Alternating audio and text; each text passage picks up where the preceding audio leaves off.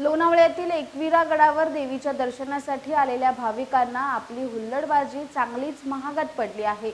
एकविरा गडावर दर्शनासाठी आलेल्या काही भक्तांनी मंदिराजवळ कलर धुराचे फटाके फोडल्यामुळे मधमाशांच्या पोळाला इजा झाली।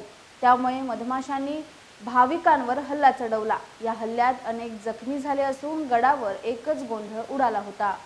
मुंबईच्या कुलाबा येथून देवीची पालखी गडावर पोहोचली होती। पालखीत सहभागी भाविकांनी मंदिराजवळ रंगीत धुराचे फटाके लावले।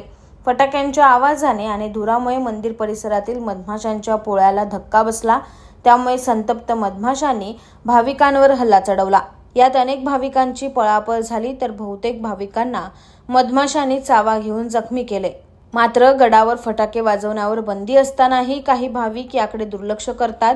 एकविरा गडावर फटाका बंदी कायम असावी अशी मागणी स्थानिकांनी केली। Subscribe now and press the bell icon. Never miss an update.